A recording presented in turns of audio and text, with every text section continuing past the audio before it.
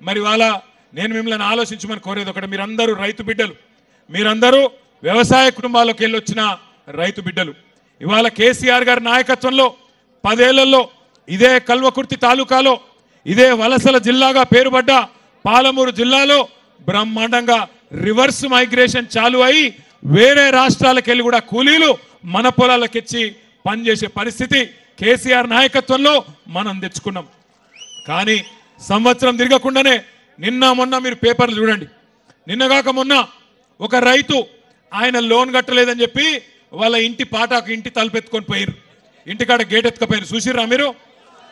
నిన్న ఒక రైతుది ఆయనతో స్టార్టర్ ఎత్తుకపోయినారు. ఇక రేపో మాపో తులం బంగారం వచ్చిందా అక్క మీకు? మీరు నిజంగా కల్వకుర్తోలు బాగా హుషారున్నారు, వచ్చినా కూడా రాలేదని చెప్తారు. నేను బయట రాంగరాంగా మైసిగండి కాడ ఆగి అక్కడ పంతులను కూడా అడిగిన, సార్ వచ్చిందా ఇక్కడ తులం బంగారం పంతులు గారు అంటే, మా వాళ్ళకి మాత్రం వచ్చింది, అత్తగారు ఊరు కదా ఇచ్చిండు అన్నాడు. మీరేమో నాకు అబద్ధం చెప్తాను, రాలేదా తులం బంగారం? మొన్ననేమో పాటకెత్తుకపోయినారు, తలుపులు ఎత్తుకపోయారు, నిన్ననేమో స్టార్టర్ ఎత్తుకపోయినారు. రేపో మాపో తులం బంగారం వచ్చుడు కాదు, మీ పుస్తల తాడు కూడా ఎత్తుకపోతాడు వీడు, గంత దొంగ. మేము చెప్పినాం ఎలక్షన్లకు ముంగట మీకు, వీడు లంగా నమ్మకుర్రు అని చెప్పినాం. మీరేమో నమ్మి ఆయనతో గుద్దినరు. కల్వకుర్తిలో జైపాల్ యాదవ్ అడ్డం పడ్డాడు, ఆయన ఎవరో గెలిచిండు. మరి ఇప్పుడేమో తర్వాత లబో దిబో అంటే లాభం ఏమున్నది?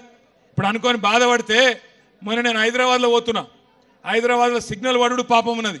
సిగ్నల్ పడితే పక్కకు ఆటోనో బండో ఏదో ఒకటి వస్తుంది, వాళ్ళు మనం చూడంగానే అన్నా బాగున్నావా అంటారు.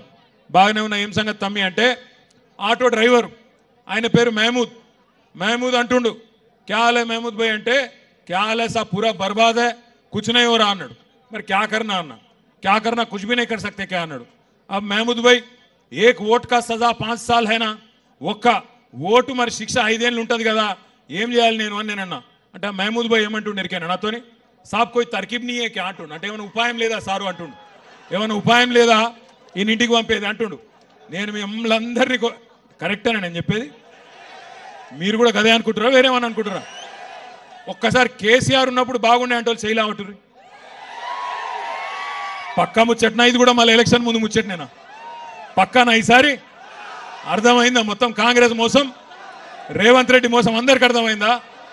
అత్తగారు ఊరోళ్ళకు కూడా అర్థమైందా? ఆఖరికి మంచిగానే ఉన్నది కథ.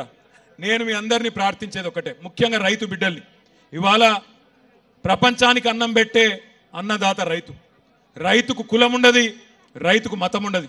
వాళ్ళందరూ ఉంటారు, రెడ్డిలు ఉంటారు, కొమటోళ్ళు ఉంటారు, బాపనోళ్ళు ఉంటారు, ఎల్మోళ్ళు ఉంటారు, అందరూ బీసీలు ఉంటారు, ఎస్సీలు ఉంటారు, ఎస్టీలు ఉంటారు, మైనారిటీలు ఉంటారు, అన్ని వర్గాలలో రైతులు ఉంటారు.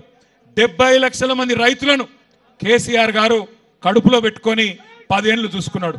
ఎవ్వరు మీరు అడగలే, దండం పెట్టలే, దరఖాస్తు పెట్టలే, ఎలక్షన్లలో ఓట్ల కోసం కేసీఆర్ గారు మాట ఇయ్యలే. మాట ఇయ్యకపోయినా మీకు 1 కాదు 2 కాదు 12 కాలాలు 12 సీజన్లలో 1 2 కాదు 73,000 కోట్ల రూపాయలు రైతుల ఖాతాల్లో వేసిన మొట్టమొదటి ముఖ్యమంత్రి భారతదేశంలో రైతు బంధు మన నాయకుడు కేసీఆర్. ఒక రైతు చచ్చిపోతే ఆ రైతు కుటుంబం రోడ్డు మీద పడద్దు, ఆగం కావద్దు అని ఆలోచించి, బువ్వ పెట్టే రైతు కుటుంబం ఆగం కావద్దని ఆలోచన చేసి, రైతు చచ్చిపోతే మొట్టమొదటిసారి స్వతంత్ర భారతదేశంలో 5 లక్షల రైతు బీమా ప్రవేశపెట్టిన నాయకుడు కేసీఆర్. అదే విధంగా ఒక ఆడబిడ్డ లగ్గం చేసుకుంటే ఆ ఆడబిడ్డ లగ్గానికి మేనమామలు కూడా ఇవాళ రేపు సాయం చేస్తలేరు. అట్లాంటిది కేసీఆర్ గారు 1,00,000 రూపాయలు కళ్యాణ లక్ష్మి పేరుతో, షాదీ ముబారక్ పేరుతో మీకు ఆనాడు కానుకగా అందించిండు. ఇట్లా 1 కాదు 2 కాదు 200 రూపాయలు ఉన్న పెన్షను కేసీఆర్ గారు 10 రెట్లు పెంచి 2,000 రూపాయలు చేసిండు. కానీ ఇవన్నీ చూసి బర్దాష్ గాక నంగనాచి మాటలు చెప్పి, దొంగ మాటలు, మోసపు మాటలు చెప్పి, ఎట్లనన్నా ప్రజలను మోసం చేసి అధికారంలోకి రావాలని చెప్పి అరిచేతుల స్వర్గం చూపెట్టి ఆ మొండి చేయోళ్ళు మోసం చేసిండ్రు, గెలిచిండ్రు. కానీ నిజంగా చెప్పానంటే తప్పు రేవంత్ రెడ్డిది కాదు, తప్పు రేవంత్ రెడ్డిది కాదు. ఎందుకంటే రేవంత్ రెడ్డి చాలా నిజాయితీ గల్ల మోసగాడు. ఆయన నిజాయితీగానే మోసం చేసిండు. ఏం చెప్పిండు రేవంత్ రెడ్డి టీవీలల్లా? ప్రజలు మోసపోవాలనే కోరుకుంటారు, చూసిరా మీరు లేదా? అది మోసపోవాలనే కోరుకుంటారు ప్రజలు, మోసగాళ్ళని నమ్ముతారు, అందుకే మేము మోసం చేస్తూనే ఉంటాం అని చెప్పిండు. కానీ నిన్న ఇవాళ చూస్తున్నా, అమ్మతోడు చెప్తున్నా, తెలుగు భాషలో గిన్ని తిట్లుంటాయని నాకు కూడా తెలియదు.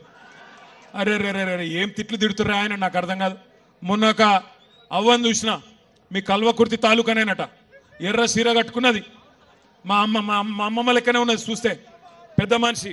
ఇక ఆమె తిట్టుడు చూస్తేనైతే ఇంకోడు రేషం ఉన్నోడైతే యాడనో పాడుపడ్డ బావి చూసుకొని ఆయన దుంకి చచ్చిపోతుండే. రేవంత్ రెడ్డి కాబట్టి సిగ్గు లజ్జ లేని బతుకు కాబట్టి బతుకుతుడు, కానీ అది ఏం తిట్లా నాకు అర్థం కాదు. ఒక ముఖ్యమంత్రి గిన్ని తిట్లు తినంగానైతే నేనైతే నా జీవితంలో చూడలే. మీరు చూస్తురా లేదా?